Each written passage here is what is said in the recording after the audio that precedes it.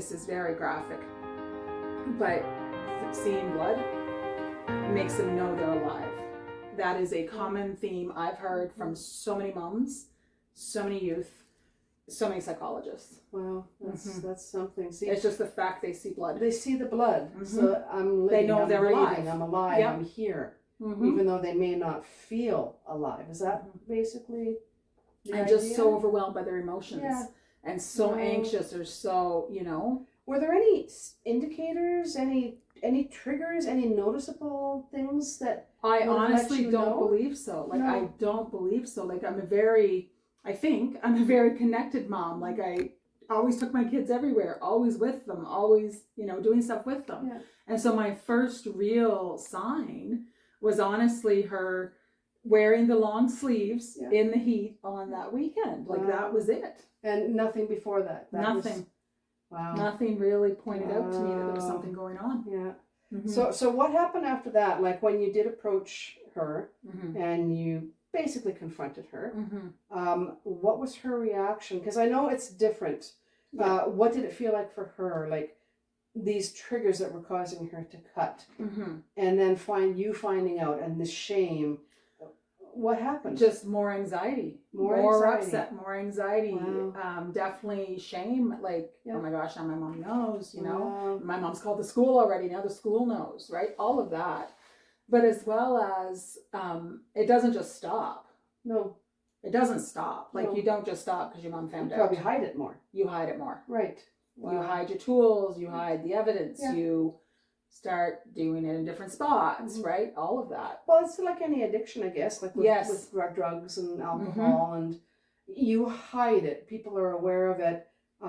But again, I know with my brother, of course, he had several issues. Yeah. And after a while, he just did it. But before, there's also that shame, you know, that stigmatism, you know, that, you know, when people find out. So it's the same thing with something like this, the stigmatism and the shame and not feeling that people will understand what's going on and where you are. Is it related to a mental health, or is it, do they know? I think it's really related to anxiety. Like, it's usually like a way to, it's a more physical reaction to anxiety. Right. Like, because they want to feel alive. Our daughter. Yeah. Wow. Did she ever feel there was an outlet to seek help, or when this started happening? That's a really good question. I think that because there's so much shame behind it, I don't think she would have opened up the conversation with her school counselor. Yeah. No, I think she would have just kept doing it and hiding it. So basically confronting her like you did was the first step in looking for some help and assistance and resources.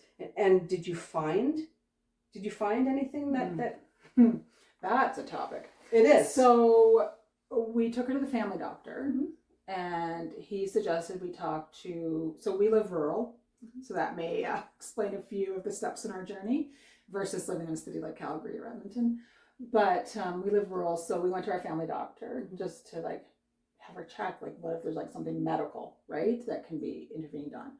And so we saw a family doctor turned psychologist, and she's the one that told me she's not suicidal, and did some screening with her and stuff, and her anxiety levels were like general anxiety evident. And then she wanted to work with her on CBT, like cognitive behavior therapy. Nina now has more severe mental health diagnoses. So this was like the beginning of the journey for her when it comes to mental health. So things were uncovered as you went along. Yes. And and we've been doing it for 6 years now, right? So more and more things started coming up, which led to more and more. But at the very beginning, we were able to see somebody fairly quickly. But then she didn't want to keep seeing her. She didn't. I don't know what it was. I don't know if it was she didn't feel connected with her, or she just didn't. She just want to go back. Just didn't want to go back. Well, you know, sometimes that does happen, right? You got to find something that suits you, that you feel safe and comfortable with. Absolutely. And she just gets tired talking about it, right? Like, she just get tired, you know, that I'd be checking, or that I'd, you know, can I see your arm? Like, I just want to make sure you're okay, and things like this. And Yeah, no, that's not the best How tool, did, I don't think. how did that affect the relationship? Like, did you did you have a good relationship before? Oh yeah, like her and I were always like this. Yeah. And she was always with me. She was like she's my youngest. So very much always, with me. And it was different. Like, I think things changed for me because I was so, how could this be happening in my house and I didn't know? And how is my child home and feeling like this? Like, how does my child feel like this in my home? Like, she has every resource available. Yeah. She has whatever she would ever need. There is no food scarcity. Right. No, we can't get you where you want to go. Yeah. And it's like, why does she feel this way? Like, it was just so shocking as a parent to discover your child's doing this when there's really no other things. Yeah. But that isn't always realistic either. Like, no matter what we're doing as parents and families and supports, it doesn't mean it's exactly what that person needs. Yeah, and especially particularly nowadays with everything that we do have out there.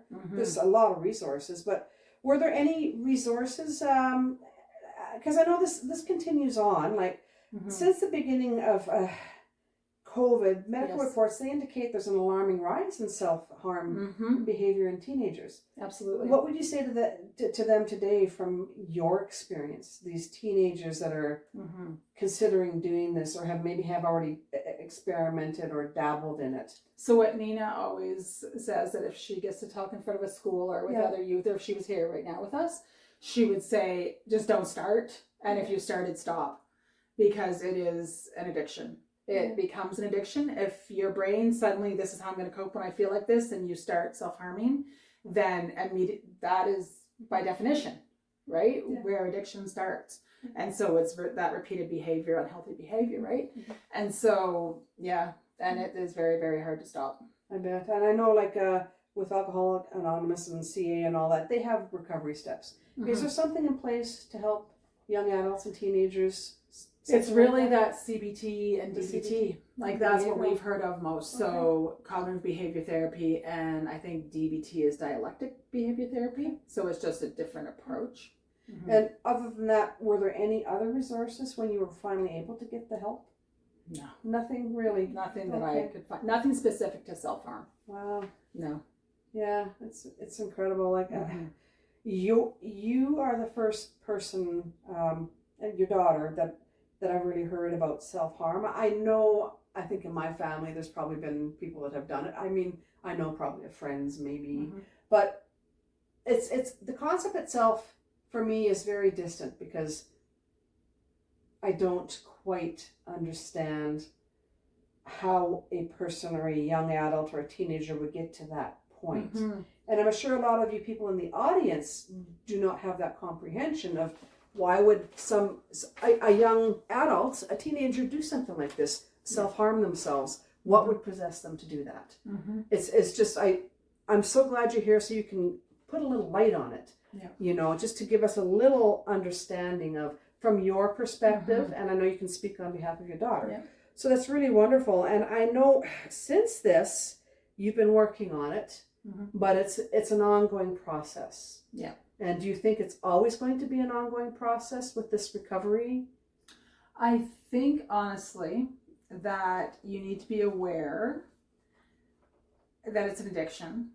And so you don't want to call your child an addict because they are cutting themselves. Because a lot of us connect addiction to alcohol, drugs, things like that. But it really is. And one thing that really surprised me is once she got into a couple of psychology programs and things like that for assistance, they actually call it relapsing. When they harm themselves again. Like say you go on a week and you haven't self-harmed and then you go back to it because things are just too much. It's called relapsing. And like I really, I struggled to see that connection. I remember talking to a therapist about that and saying, can you help me with the language? I'm like, isn't relapsing when it's drugs or alcohol? Right. And they said, that is what we call it with anything that's an addictive behavior. And then you start doing it again. So then I was like, okay, that makes more sense. But I didn't see it as severe as alcoholism or drug addiction, right? Even though it could definitely, it still has effects. But I didn't see them in the same light. But they are. It's an addiction once you start doing it over and over. So does it go beyond just the cutting or the pinching or the piercing or the needles?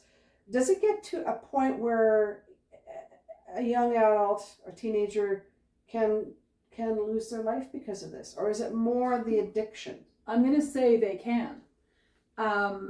This is something I've been trying to research through HS statistics, but it's very hard to find. Mm-hmm. There's two reasons why. One is risk of infection. Right. Risk of infection's there. You are literally breaking your skin. Right. And you can get things in there that will cause an infection that could definitely lead to Mm-hmm. very bad infections that could require